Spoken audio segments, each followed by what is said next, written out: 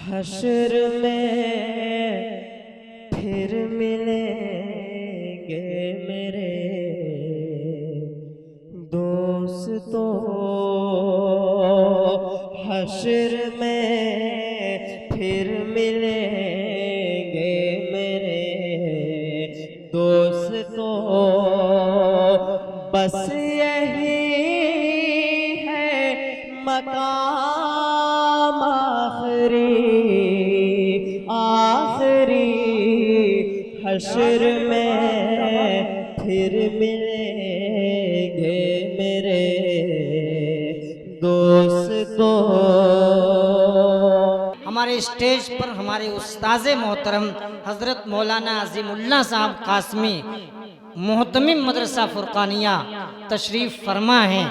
میں حضرت سے گزارش کروں گا کہ اے خدا، اللہ سے دعا کرتے ہوئے صاحب غیرت کو رسوائی نہ دے، یوسفی دامن تو دے، دست زلیخائی نہ دے، یہ سمندر ہیں تو پھر یا رب تلاطم سے نواز، تو انہیں کم ظرف دریاؤں کی گہرائی نہ دے۔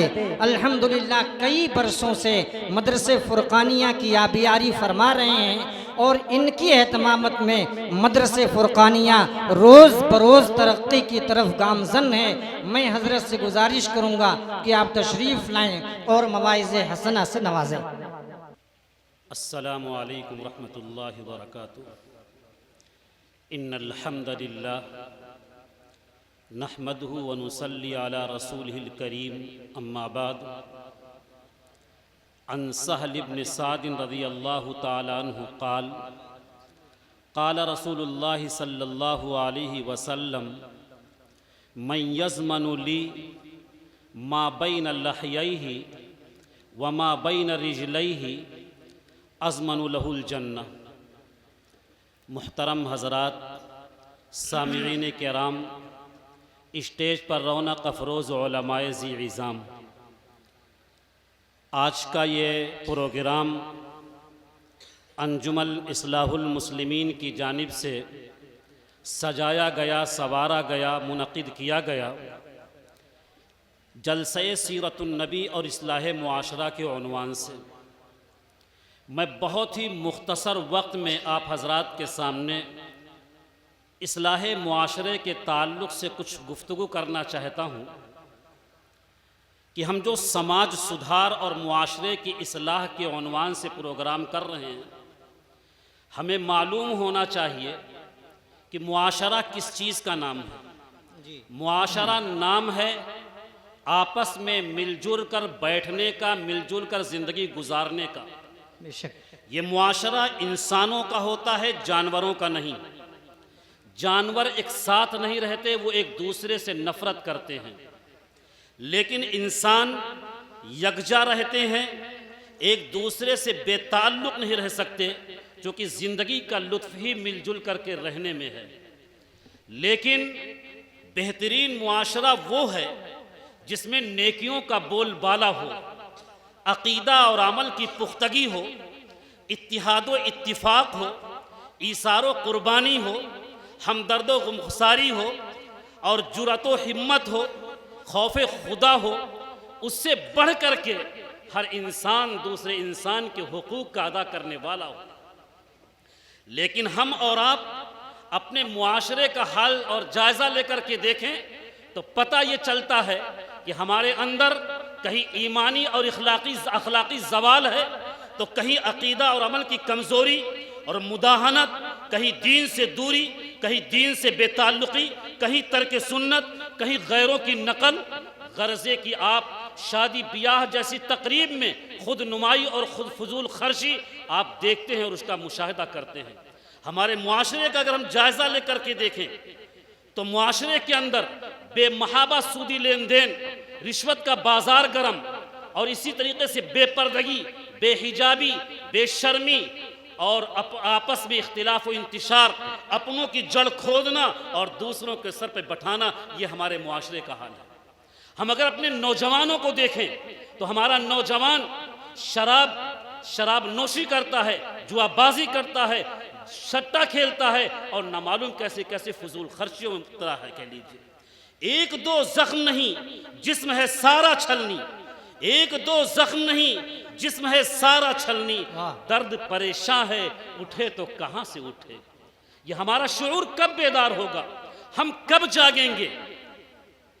گلی گلی میں آگ لگی ہوئی ہے، گھر گھر میں شعلے بھڑک رہے ہیں اور ہم میٹھی نیند سو رہے ہیں۔ ہم بہت سارے گناہوں کو اپنے گھروں کے اندر آنکھوں سے دیکھتے ہیں، کانوں سے سنتے ہیں اور عقل سے سمجھتے ہیں، لیکن اس کے باوجود ہم اندھے بہرے گونگے بن کر کے زندگی گزار رہے ہیں۔ لگ رہا قیامت کے دن ہمیں کوئی حساب نہیں دینا ہے۔ اللہ کے نبی فرماتے ہیں کلکم راعٍ وکلکم مسئول عن رعیتہ، تم میں سے ہر شخص نگہباں ہے، اس سے اس کے ماتحتوں کے بارے میں سوال کیا جائے گا۔ میں نے آپ حضرات کے سامنے ایک حدیث پڑھی ہے، اس کا ترجمہ اور بہت ہی مختصر تشریح کر کے اپنی بات ختم کرنا چاہتا ہوں۔ اللہ کے نبی نے اس حدیث مبارکہ کے اندر بتایا مومنین مسلمانوں سے کہ اگر تم دو چیزوں کی ضمانت دے دو، مجھے دو چیزوں کا یقین دلا دو تو میں تمہیں جنت کی ضمانت دوں گا۔ پہلی چیز اللہ کے نبی کہتے ہیں من یضمن لی، وہ شخص جو مجھے ضمانت دے ما بین لحییہ، اس عضو کی جو اس کے دونوں جبڑوں کے درمیان ہے یعنی زبان کی، وما بین رجلیہ، اور اس عضو کی جو اس کے دونوں ٹانگوں یعنی شرمگاہ کی، دونوں ٹانگوں کے درمیان ہے یعنی شرمگاہ کی، اضمن لہ الجنہ، اللہ کے نبی کہتے ہیں میں اس کے لیے جنت کی ضمانت دیتا ہوں۔ سب سے پہلی چیز جو دونوں جبڑوں کے درمیان ہے زبان، ہم ذرا غور کریں، زبان ہمارے جسم کا ایک چھوٹا سا گوشت کا ٹکڑا ہے، ایک معمولی سا حصہ ہے لیکن بڑا اہم اور نرالا ہے۔ یہی زبان، ہم اس سے زبان ہی کے ذریعہ نیک بھی ہوتے ہیں اور برے بھی بنتے ہیں، اسی سے نیک نام بھی بنتے ہیں، بدنام بھی ہوتے ہیں، اسی سے نیکوکار بھی بنتے ہیں، اسی سے گنہگار بھی بنتے ہیں، اسی سے خدا کے قریبی بھی بنتے ہیں، اسی سے خدا کے باغی بھی بنتے ہیں، اسی سے ہم مومن بھی بنتے ہیں، اسی سے ہم کافر بھی بنتے ہیں، اسی سے لوگوں کے دلارے اور چہیتے بھی بنتے ہیں اور اسی سے ہم نفرت کے قابل بن جاتے ہیں، اسی سے جھگڑے مٹائے جاتے ہیں، اسی زبان سے جھگڑے پیدا کیے جاتے ہیں، اسی سے ہم دوست بھی بنتے ہیں، اسی سے ہم دشمن بھی بنتے ہیں۔ غرض ہے کہ زبان کو ہم جس طریقے سے استعمال کریں گے وہ چیز ہم بن جائیں گے۔ اسی لیے اللہ کے نبی جناب محمد رسول اللہ صلی اللہ علیہ وسلم نے ایمان کامل کی علامت میں بتایا ہے من کان یؤمن باللہ والیوم الآخر فلیقل خیرا او لیصمت، کہ جو شخص اللہ پر اور قیامت کے دن پر ایمان رکھتا ہو چاہیے کہ بولے تو اچھی بات بولے ورنہ خاموش رہے۔ اس لیے زبان کا استعمال صحیح ہونا چاہیے۔ آج ہماری زبان کتنی بے لگام ہو چکی ہے، کتنا ہم زبان کا غلط استعمال کرتے ہیں، ہمیں احساس نہیں ہوتا ہے۔ ہم سمجھتے ہیں کہ زبان ہمارے جسم کا ایک ٹکڑا ہے، ہم اس کے مالک ہیں، ہم جس طرح چاہیں استعمال کریں، کوئی روکنے والا نہیں، کوئی ٹوکنے والا نہیں، کوئی بولنے والا نہیں۔ ہم بھول جاتے ہیں اس چیز کو کہ اس زبان کو ہمارے رب ذوالجلال نے اس کو پیدا کیا، اس نے بولنے کی صلاحیت دی اور طریقہ بتایا ہے کہ اس کو صحیح استعمال کرو، غلط چیزوں سے بچو، کل قیامت کے دن اللہ کے سامنے حساب دینا ہوگا۔ ہم زبان سے 4 قسم کے گناہ کرتے ہیں۔ پہلا گناہ جھوٹ بولتے ہیں۔ آج جھوٹ کا چلن ہمارے ماحول کے اندر اس قدر عام ہو گیا ہے کہ اس کی برائی ہمارے دلوں سے نکل چکی ہے، کہہ لیجئے۔ آج جو جھوٹ بولنے کے عادی ہو گئے، آج ہم اس کو ہنر سمجھنے لگے ہیں۔ سمجھتے ہیں کہ جو جھوٹ بول کر کے نکل جائے اس کو کامیاب سمجھتے ہیں کہ بڑا ہوشیار اور چالاک شخص تھا، دیکھو کس طریقے سے جھوٹ بول کر کے بچ گیا۔ حالانکہ ایمان اور جھوٹ کا کوئی جوڑ ہی نہیں ہے۔ حضرت صفوان بن سلیم رضی اللہ تعالیٰ عنہ کہتے ہیں قیل لرسول اللہ صلی اللہ علیہ وسلم، آپ صلی اللہ علیہ وسلم سے پوچھا گیا ایکون المؤمن جبانا، کیا مسلمان بزدل ہو سکتا ہے؟ قال نعم، آپ نے فرمایا ہاں ہو سکتا ہے۔ فقیل لہو، پھر آپ سے پوچھا گیا ایکون المؤمن بخیلا، کیا مسلمان بخیل ہو سکتا ہے؟ قال نعم، آپ نے فرمایا ہاں ہو سکتا ہے۔ فقیل لہو، پھر آپ سے پوچھا گیا ایکون المؤمن کذابا، کیا مسلمان جھوٹا ہو سکتا ہے؟ قال لا، آپ نے فرمایا جھوٹا نہیں ہو سکتا ہے۔ آج ہم جھوٹ بول رہے ہیں، آقا کی بات سورج سے زیادہ یقین ہے ہماری بات پر کہ آقا کی بات سچی ہے۔ آج ہم مسلمان ہونے کے باوجود جھوٹ بول رہے ہیں، اس کا مطلب یہ ہے کہ ہمارے مسلمان ہونے میں کمی ہے، اللہ کے نبی کے بات میں کوئی کمی نہیں۔ دوسرا گناہ جو ہماری زبانوں سے ادا ہوتا ہے وہ غیبت ہے۔ آج ہم نے غیبت کو اپنی وقت گزارنے کا ایک بہترین مشغلہ بنا لیا ہے کہ جہاں دو لوگ جمع ہوتے ہیں صحیح اور غلط باتوں کو ملا کر کے ایک تیسرے کی غیبت کرنا شروع کر دیتے ہیں، بے تحقیق باتوں کو ثابت کر کے ہم ایک اچھے انسان کو رسوا اور ذلیل کرتے رہتے ہیں۔